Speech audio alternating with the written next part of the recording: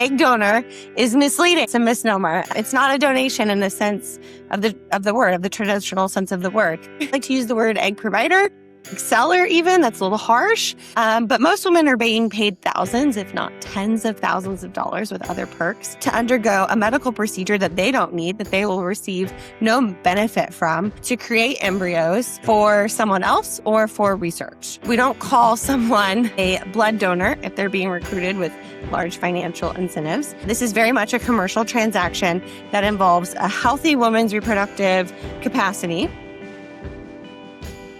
Welcome to the Truth and Fertility Podcast. I'm Haley Yeager. Today, I am honored to be sitting down with Kallie Fell. She is the Executive Director of the Center for Bioethics and Culture. She's also a perinatal nurse, and she is really a huge advocate in the space of proper women's health and talking about really all things, I would say, quote unquote, big fertility and kind of whistleblowing of what is actually happening in that space. We're going to be talking about egg donors today. And if we have time, we're also going to talk about surrogacy. But these are things that she really sheds light on for women who are not really told the truth about these things. So I'm really excited to chat with her today. Kallie, if you can go ahead, introduce yourself, say whatever you'd like to say. And then if you can also introduce the Center for Bioethics and Culture for those who are not familiar with it. Absolutely. Yeah. So I'm Kallie Fell. I'm the Executive Director for the Center for Bioethics and Culture. I'm also, like you said, a perinatal nurse, which means for anyone who's not familiar with that term, I take care of women in the setting of antepartum. So while they're pregnant, labor and delivery, while they're having their baby or babies, and then in the postpartum period. So kind of that continuity of care throughout pregnancy. And so I have a master's degree in reproductive physiology. And I started my career in research, women's health research. And so I kind of have jack of many trades, but really passionate about the work of the Center for Bioethics and Culture. And I actually started as a volunteer because I found it so important. So the Center for Bioethics and Culture is an educational nonprofit, and we are focused on educating the public, whether that's lay people like your friends, whether it's folks in education or lawmakers, about some of the most important ethical questions surrounding healthcare, biomedical research, or emerging biotechnologies. And so one of the largest spaces we cover is third-party reproduction or big fertility. It's not all we cover, but that's a big part of it, especially because my passion is in women's health and reproduction. And so we bring attention to and educate folks on issues that really affect our humanity, our human dignity, and specifically impacting vulnerable populations. So when we talk about third-party reproduction, our vulnerable populations there would be the children created through these technologies, and then women who are targeted because of financial need or exploited for their bodies for various reasons. And so what I found compelling about the CBC is that we approach these complex topics through a lot of different ways of education and dialogue. We have documentary films. We have 11 of them free on YouTube.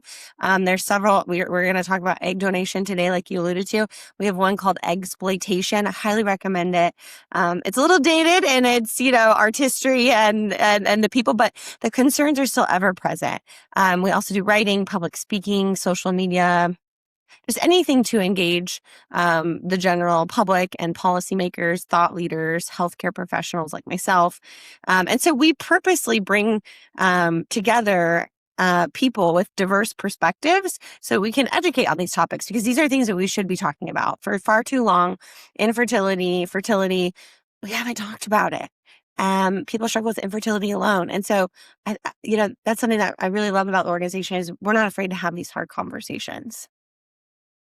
Yeah, that's amazing. And I feel like this is it's a hard conversation, but it's such a required, honestly, conversation. It's so necessary that we're actually talking about the dark side of these things that women are not told. Now, before we get really into it, though, I'd love to know just how you personally got into this work? Because not too many women know the truths about being an egg donor or being a surrogate or even like getting into the IVF conversation.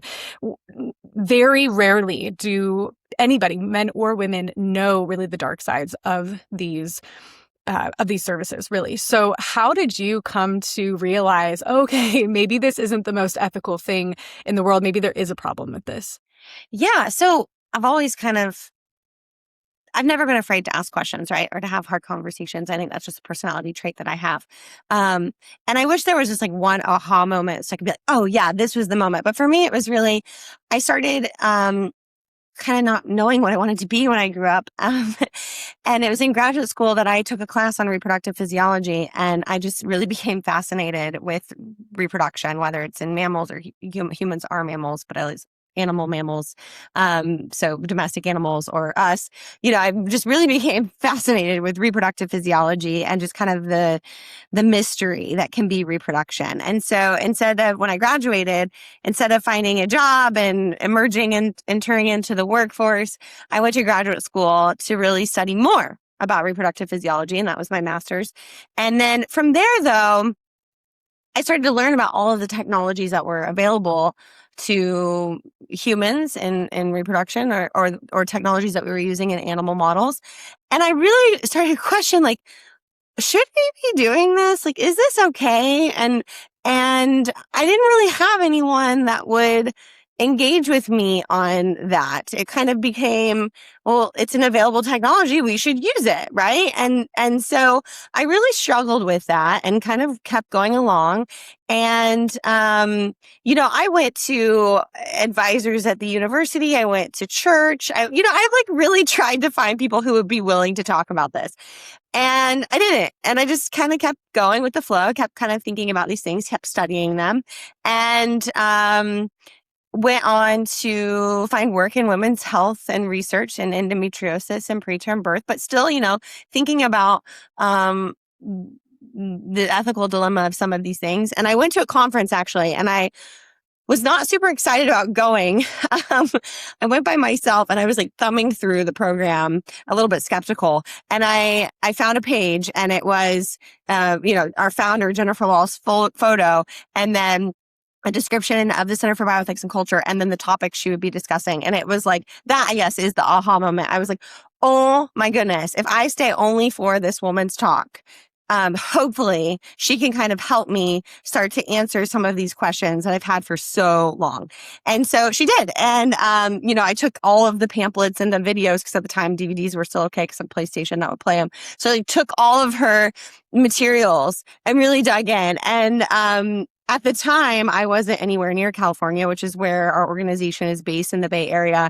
But I just stayed plugged in. I think she probably thought I was crazy. But then through a turn of events, I ended up in California and started volunteering for the organization using my own experience and expertise in a way that was valuable to the organization. And then came on as an employee and now stepped in Jennifer's shoes and running the organization. And so now I've come really full circle, if you will, as someone who is really trying to find answers as a young student, to someone who is hoping that I'm helping others that were in my place, and not just again in reproduction, but in other areas, how to ask hard questions, how to have hard conversations.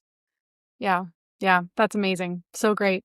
So let's get into it then. Let's talk about egg donor first. Yep. What does it even mean to be an egg donor? And I know you should put that in quotes because I know you hate that word, egg donor. So I'd love for you to talk all about that. What does it mean to be an egg donor, or what would you prefer to call it?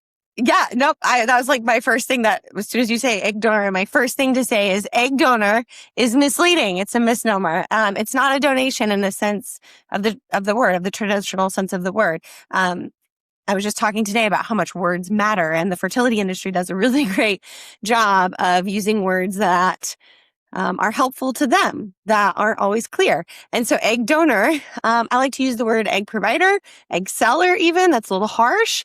But most women are being paid thousands, if not tens of thousands of dollars with other perks, to undergo a medical procedure that they don't need, that they will receive no benefit from, to create embryos for someone else or for research. We don't call someone a blood donor if they're being recruited with large financial incentives. This is very much a commercial transaction that involves a healthy woman's reproductive capacity.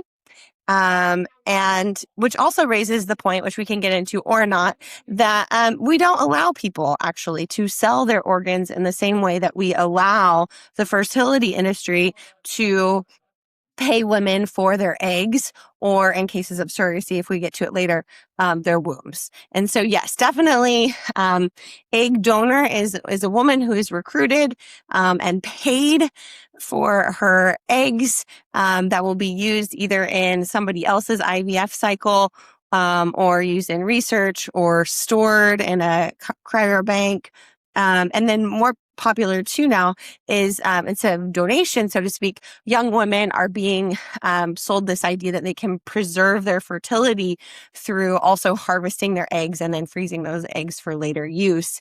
And there are companies that are offering, again, slick here, there are companies that are offering women to freeze their eggs for free if they donate half of them to third-party reproduction, which we can get into the ethics of that and why it's really not free and how they're really setting themselves up for failure. But that, in essence, is what egg donation or egg providing is. Wow. I feel like I just had 1,000 questions pop in my head as you're talking. But the first thing I think I want to get into is how are these women recruited? Whether that is to quote unquote preserve their own fertility in freezing their eggs, or if it is just a general, like, egg seller does make sense. I know you said that's kind of a harsh term, but that is what is happening. They're not donating their eggs. I don't know if any woman would do that for free. Right. I think the incentive really is, hey, here's a whole lot of money to do this. So how are these women recruited? What is the average age? What does that look like when they're recruited? For sure. And I'm going to plug again our film Exploitation, because we do a really good job of kind of highlighting the type of women that are used in egg procurement.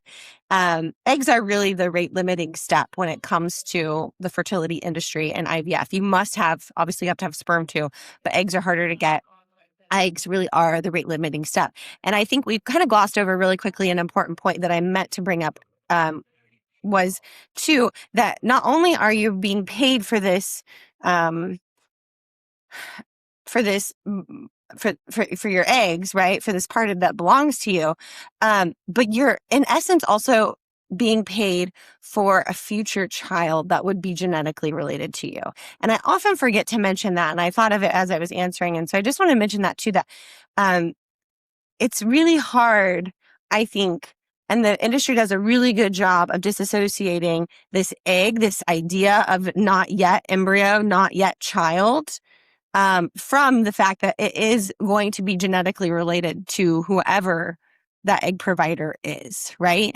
And so just wanted to pause there to remember that you are selling, in essence, what could be your genetic child later, right? So you asked me how egg donors are recruited, and often they're recruited through social media. That's become a very popular place to recruit young women. These are young women, healthy young women with no known health issues or problems, health past, very clear medical history.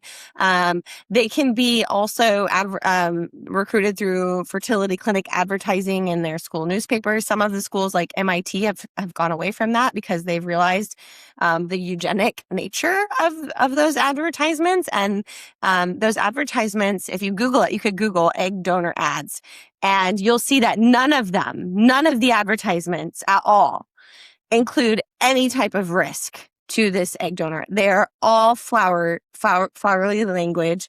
They're all benefits, what you get from it, pay for your tuition, pay for spring break, etc. But yet they lack really important components that we require in research advertising, for example, or other type of medical advertising. So college campuses might have those advertisements, other online platforms, although I think social media is kind of has the uptick of more of those, recruitment advertisements. And so the recruitment emphasizes helping another family. You'll hear a lot of like, be an angel, be a blessing, provide someone the gift of life, that kind of language. And then it'll emphasize the financial gain, the flexible income. You can still do this while you're taking classes. You can pay off student loans. I interviewed one woman once who used it to help her mother pay for rent. So they really kind of exploit that financial gain of this. And like I said, these are young, healthy women, often of a certain pedigree, right? Which is why MIT has recognized the eugenic nature of these advertisements. Certain people want a certain profile of an egg donor, right? Does she know multiple languages? What is she studying? What's her GPA? All of these types of things. People will pay more for it, perhaps, right? Maybe they want a donor that would look like them or have a certain height profile or athleticism.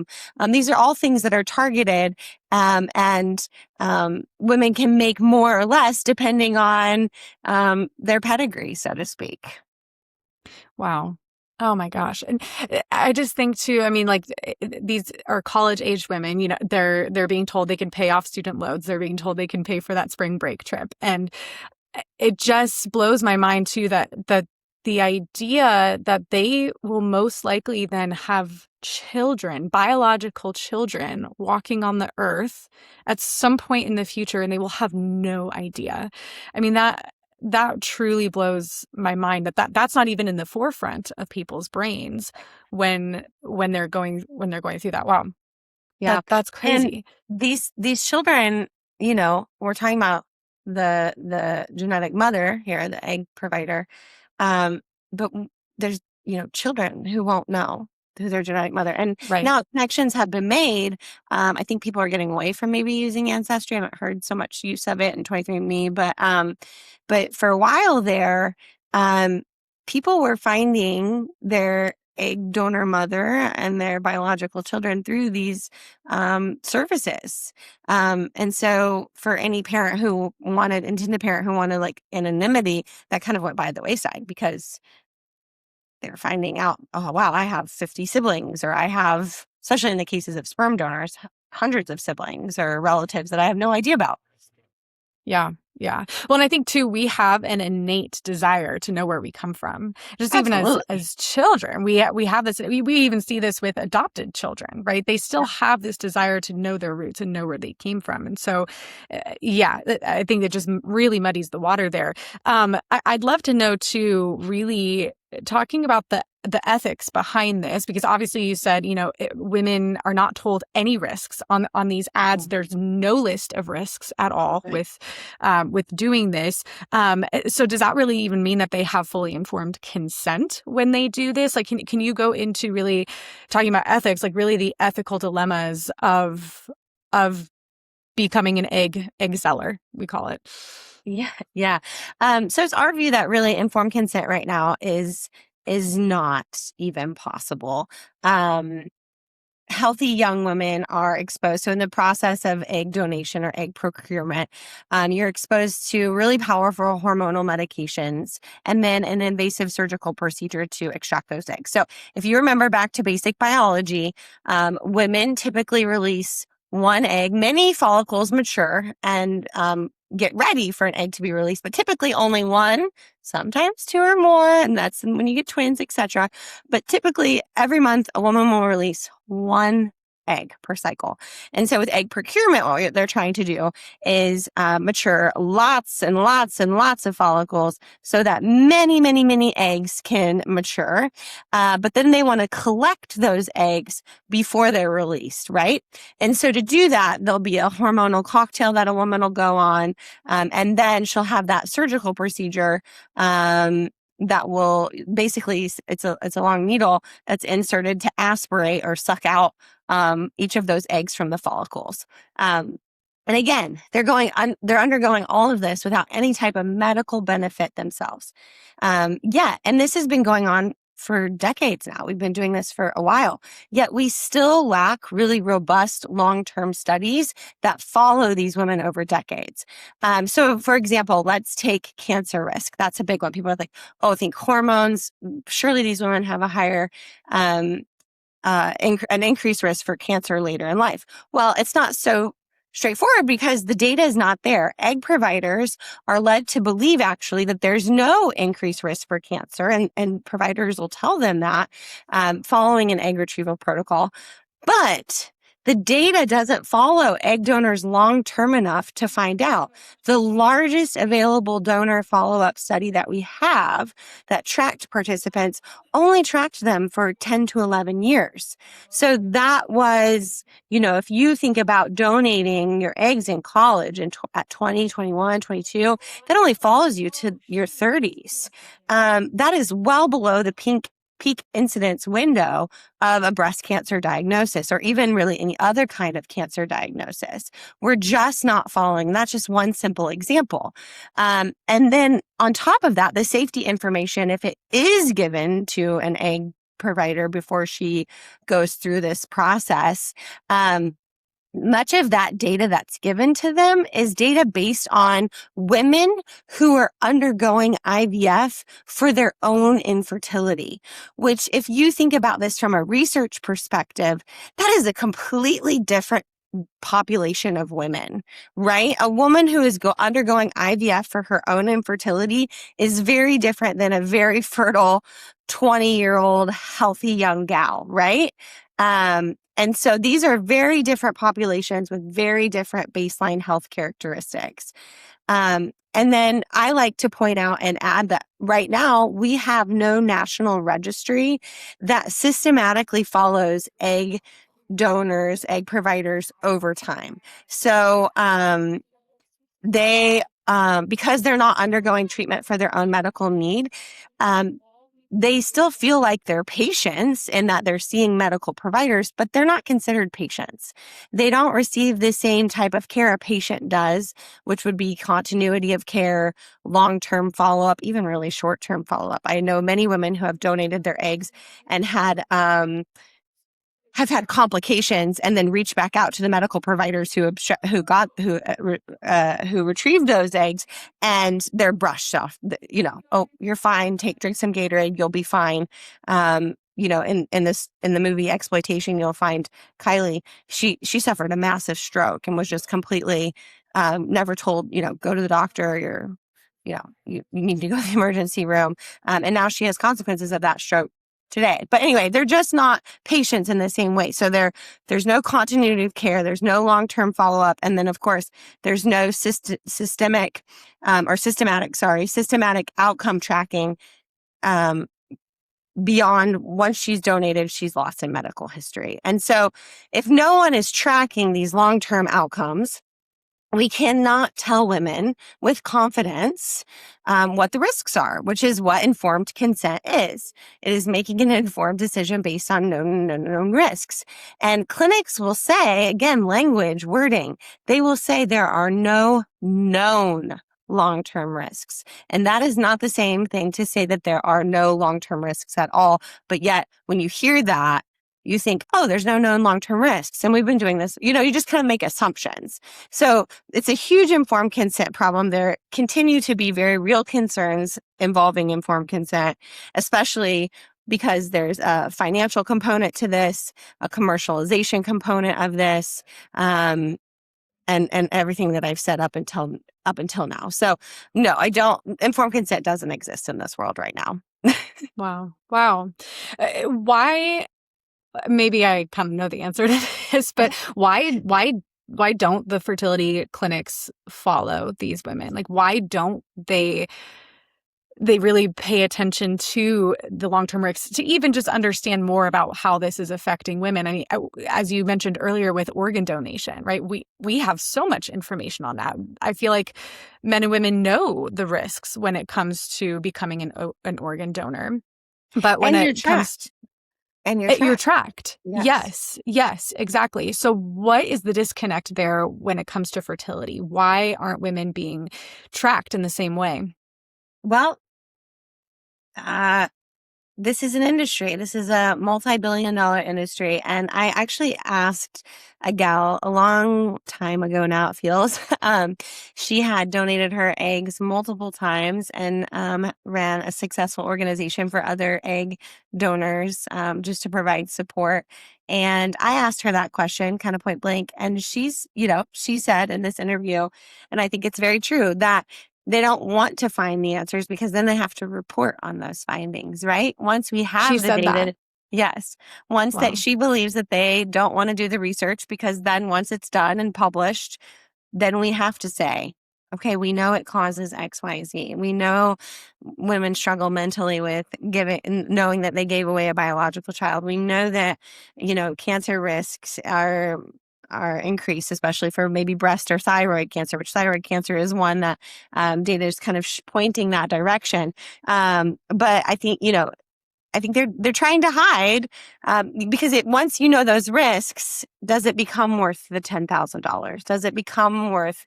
And like I said, eggs are the rate limiting step in all of this industry. You must have healthy eggs, and so it's all about supply and demand. And if they lose that supply, demand will go. They won't be able to fill quotas and make money. Yeah. That's what I thought you'd say. I just wanted to hear you say it. Yeah. I'd love to go into women who preserve their eggs. So, because you said, earlier how women who quote unquote donate their eggs, there's no medical benefit for them. It's really just that financial benefit. For women who are preserving their eggs, though, you could, I guess, see that as a medical benefit of quote unquote, again, preserving their fertility for later down the road. Can you talk about the ethical dilemmas there and what most women don't know about that either? Yeah. So the same kind of ethical dilemmas as far as informed consent are at play, right? So they still don't know what you're doing to your own fertility by going through this process of preserving your eggs for future use. And before I go on, I just want to point out that it's been a long time since I've looked at this study, and I want to give the right quote, but I think that somewhere between, and I'll be generous so that people who are listening can go find it for themselves, but I'll be generous. I think they said somewhere between only 10 and 15% of women who freeze their eggs will ever go back to use those eggs. So you are paying quite a bit of money if it's not a benefit from your insurance or from your employment. You're paying quite a bit of money to potentially never go back to use those. So again, 10 to 15% of women who freeze their eggs will go and use them. Then you have, like you said, we have no idea how this process affects future fertility. So the other kind of caveat to it is if I'm a young woman, and it's cheaper for my employer to offer this benefit rather than to provide true paid maternity leave and all of the benefits a young mother should have, because that's part of the motivation here, is it is cheaper for you to provide this benefit to your employer than to, provide care for women who need to leave their place of work for a time to have children. So they keep women at the desk or wherever they're working longer to provide this benefit. But if I'm a young woman and I'm thinking, okay, well, I haven't found Mr. Right and I really want to work on my career, I'm going to go freeze my eggs. And so they might get a set number of eggs that first time. Well, something that someone in the industry told me in an interview, which you can go back and find in our archives, I interviewed a gal who works in the egg freezing industry, and she talked about how egg freezing is a numbers game, right? The more eggs you freeze, the better chance you'll have of having a baby in the future at some point, right? So, and I have that data online. I'm not going to talk about it now because it's kind of hard to see. But basically, at every step, even if you procure 20 eggs, at every step, they freeze them. Some won't survive the thaw. Some won't become fertilized with a sperm. Then some won't make it past blastocyst stage. Others won't implant in your uterus. So for about 10 to 20 eggs frozen, you could confidently maybe say, I might have one live birth. That's kind of the ratio you're working with. And like I said, that I don't have it in front of me. I have it on my website that kind of breaks that all down.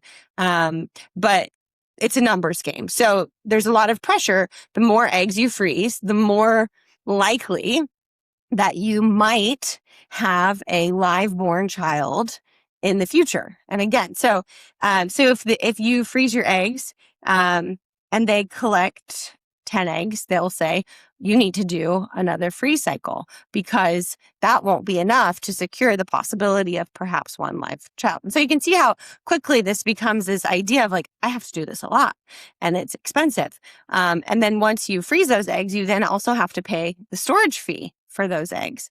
And like I said, I talked about, this is all quite costly.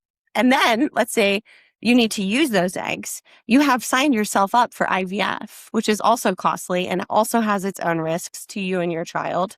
So it's just kind of, you've set yourself up to need to need this system, to need this industry.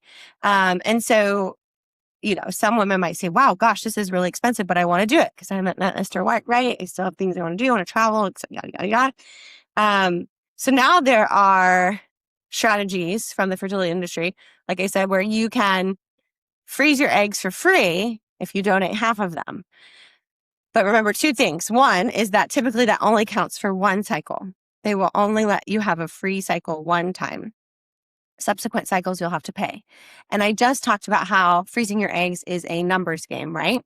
So if I go to have my eggs retrieved and they collect 10, I've already given half away. So I've given 5. The rates of having a successful live birth of freezing five eggs is absolutely abysmal. I mean, you're really low. So I've just kind of shot myself in the foot, so to speak, right? Because I've given away half. I've got it for free, but now I have to pay for the subsequent cycle, and I only got 5 to begin with. So, anyway, it's you really have to think through and break down some of these thought processes and what's being advertised, what's being truth, and it's being sold as an insurance policy, and it's absolutely not that either. It's a marketing scheme. Yeah.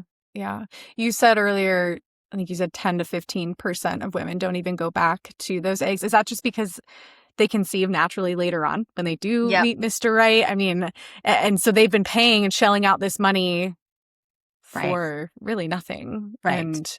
And also giving themselves that health risk too. And I want to go back to that really quick because as you said earlier, a normal cycle with very regulated, healthy hormone levels, you have one egg that is being released. Maybe two.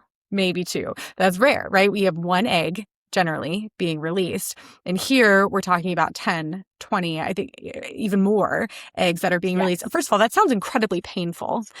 Even some women have pain just around ovulation with just one egg. But imagine trying to develop 20 eggs. 40, double that. What are some of the other health risks that we do know, maybe that women are not being told about when it comes to trying to develop that many eggs all at once? Yeah. So unlike sperm donation, which we've talked about, sperm collection, egg retrieval is a lot harder on a woman's body. It requires weeks of hormonal stimulation followed by surgery under sedation. And the risks here are very real. And you talked for a minute about, the pain of just having, menstrual cycle in general. women have talked about how swollen, their abdomens have become because of creating so many follicles and eggs and ovaries that are normally the size of a grape, uh, increasing to the size of like a grapefruit.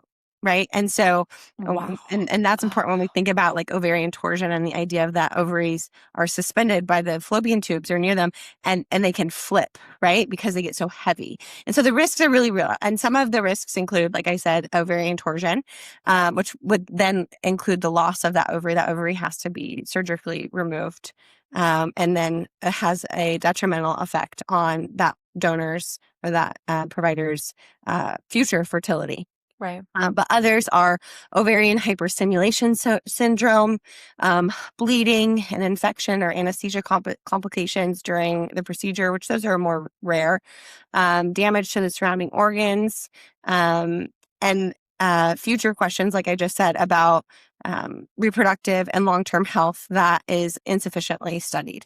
And so there are a myriad of other risks that aren't really being studied well, but I want to pay particular attention to OHSS, which is ovarian hyperstimulation syndrome.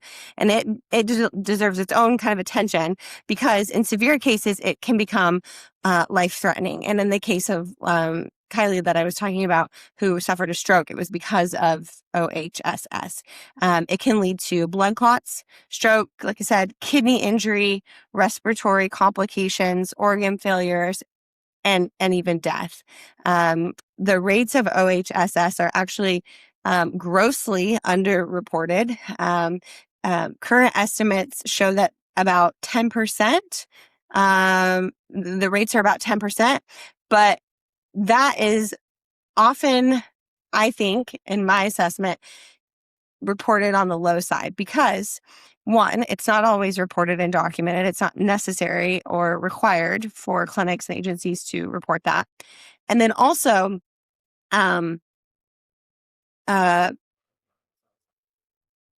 OHSS can occur days after retrieval. And so that's after a woman has left that care. Remember, there's no follow-up care for her. So she often won't go back to that agency or clinic and report that she had OHSS or any of the risks associated with it. Does that make sense? So they don't have any idea. Right. And then OHSS is caused by what we call superovulation, which is what we just talked about, where there's more than one egg that is matured. And it's definitely well documented in medical literature, especially in this patient population, because these young women who are healthy and who are going to respond better to the hormones that they have to undertake for this to happen, their ovaries are more responsive to the hormones used in these protocols. They are more likely to have OHSS. So when we compare again, if you look at OHSS data and you're looking at that data of women who are undergoing IVF or taking medications for their own infertility, or who are collecting eggs for their own infertility, that's going to be a very different population than a woman who is going to respond to these hormones in a higher capacity, if you will. Does that make sense? Yeah, it does. And I just want to ask too, I mean, we talked about earlier, these ads, first of all, aren't showing any of these risks at all. But then if they do, they'll say there's no known, I think it was long-term risks. Right. To me, I mean, you just laid out a whole list of negative consequences to doing this, whether that's to preserve your, quote unquote, preserve your eggs for the future, to, again, quote unquote, donate your eggs, or even, as you said, women going through IVF are also undergoing this procedure too. And I mean, I just want to ask, and again, I think I know the answer, but like, it should seem like there should be a law against not telling women about what the actual risks are here, because there are known risks. It sounds to me like there are known risks. Maybe we don't have enough data to show what percentage of women experience this, but are women told all of these risks? And if not, why is there no consequence to the fertility clinics for not making clear what these risks are? Yeah, you point out a really, really important point. And this is how people can get active in their legislation and laws, because our laws really have allowed the fertility industry to grow without any type of oversight or regulation, to be honest, because we have laws in place that say that fertility clinics have to give outcomes for these treatments. But these registries focus on pregnancy and live birth outcomes. There's nothing on the health of the women providing the eggs, which means we know far more about success rates of these technologies than we do about the women who make these successes even possible. And you're right. This should be mandatory reporting, and advertisements should have to put at least the short-term risks, OHSS, all of those types of things. But really, we've allowed this industry to kind of make its own rules. And when we've made rules, it's been like a slap on the wrist if you don't follow them. There's really no accountability at all in this industry. And that's just because of the financial benefit that they're receiving, I'm sure.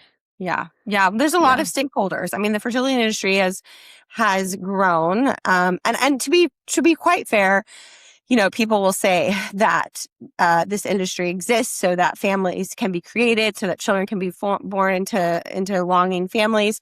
But I'm much more skeptical. I don't think that this industry started because of infertility. I think this industry started for a whole slew of other reasons. Because if it really is about infertility, if it really is about helping men and women receive health care that could restore their health and fertility, then there are other options that we could be investing in. There are other options that don't expose women to exploitation, that don't separate a child from a birth mother or a genetic mother or father, restorative reproductive medicine being one of those. So, I'm a little bit skeptical that this industry even started with such a beautiful picture of helping men and women have children. I think it's a lot more sinister than that. But there's a lot of players now. We have agencies, brokers, endocrinologists, not endocrinologists, I'm so sorry, reproductive, oh my goodness, pregnancy brain. I'm blanking on what they're called.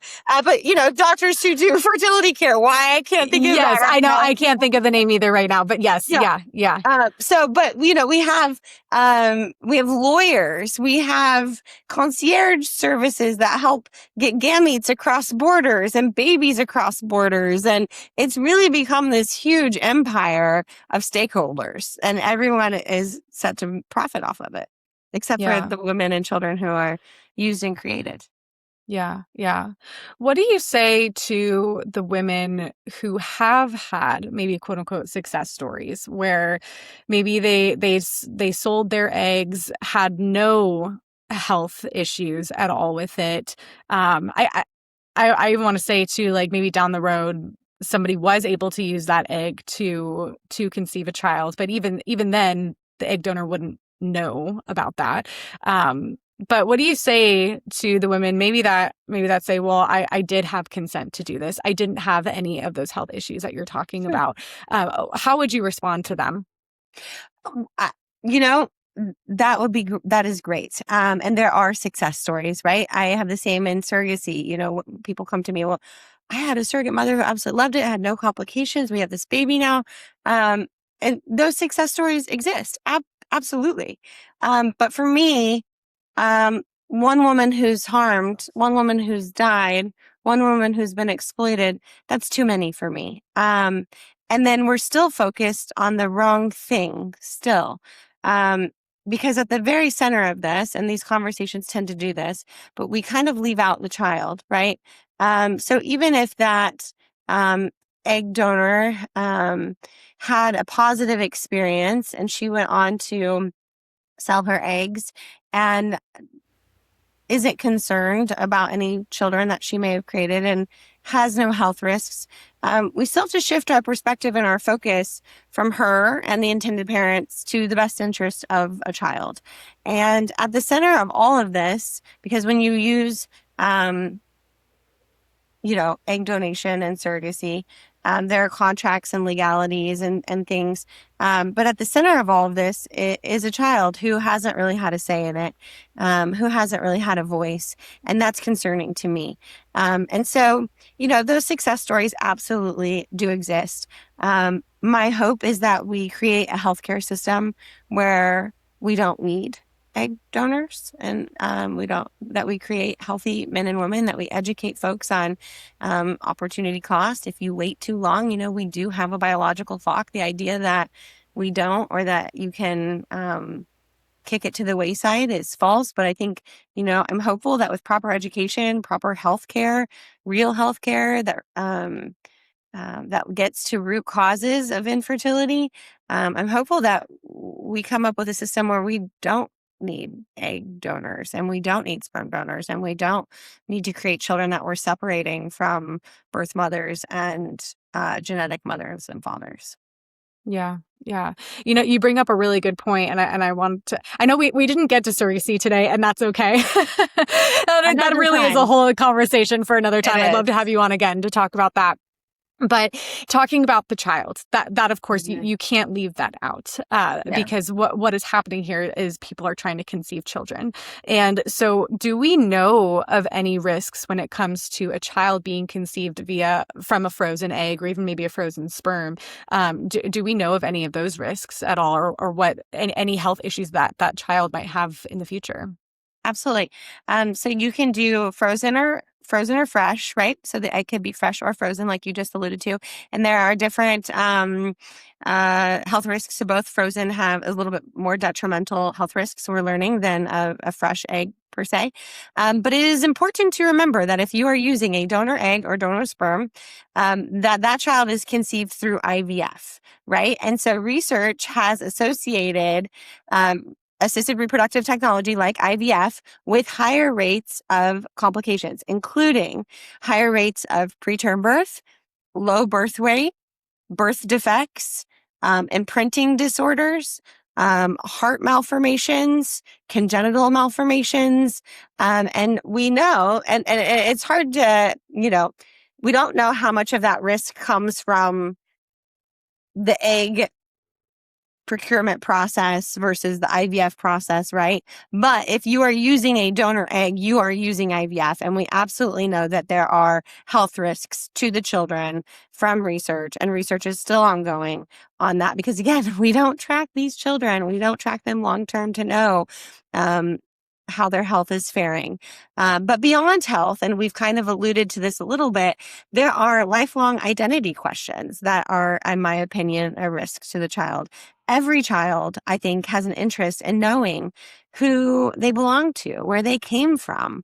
Egg donation intentionally separates children from their genetic mothers, which can create lifelong questions that deserve far more attention than what's currently received. I mean, we only have a couple of states, I believe. I know one, there might be two, where they have completely gotten rid of anonymous gamete is sperm or egg, anonymous gamete donation, but still that child has to be 18 before they're given that information, which we know that our health is impacted by our genetics well before 18. So that's not entirely helpful. And then to wait until you're 18 to figure out your story seems there's so much life that happens before 18. Right.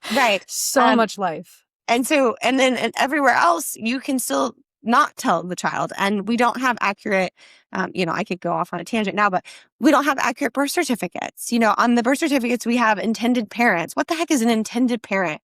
I want to know, if we keep this technology up, we owe it to our children to have birth certificates that show intended parents who intends to raise you, and then also show your genetic makeup and who birthed you into this world. Absolutely, you should know that information and who that person is, and they should be listed in a legal document.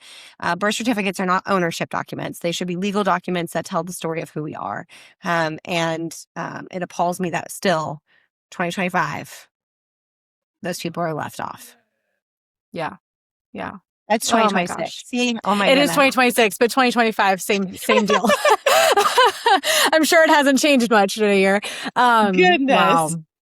Wow. Kallie, thank you so much for all of that information. It's just incredibly important and necessary that we are sharing what is true to women that are maybe susceptible to these ads, to social media that they're looking at, to all these things, the flowery language, right? To really see through that and know the darkness of this industry. It's incredibly important. So I really appreciate you being on the podcast today and sharing your wisdom. If somebody wanted to find you or find the CBC, how can they do that? Yep. So we're on YouTube at CBC-Network. And then we are also online, cbc-network.org. You can email me too. I love getting emails from real people who have questions, who are trying to discern what to do.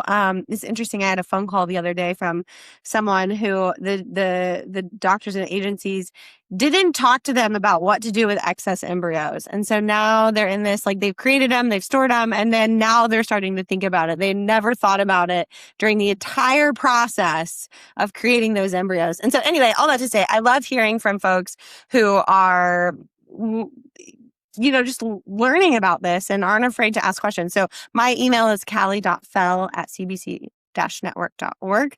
And so you can email me. I'll send you links. Our website, sometimes we have so much information on it. It can be kind of overwhelming. So I'm happy to send you what might be pertinent to you. But to anyone who's considering using an egg donor or becoming an egg donor, I would just really encourage you to listen to the quieted voices, to join groups where things didn't go so well. It's really important in this industry to be very skeptical. We are skeptical of people who repair our cars, right? Like we're like, are they lying to us? And that's the same kind of skepticism you should have, because this is beyond healthcare. This is an industry. And so you need to think about that every step. Does this doctor have my best interest at heart? Is there an ulterior motive? What is, just really critically think about each of these things, much more beyond giving a gift of life or finally having that child you've always wanted.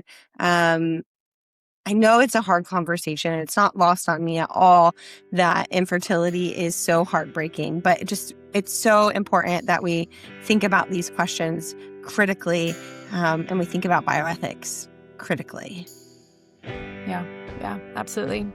Kallie, thank you so much for being on the podcast today. Thank you so much for having me, Haley. It's been so much fun.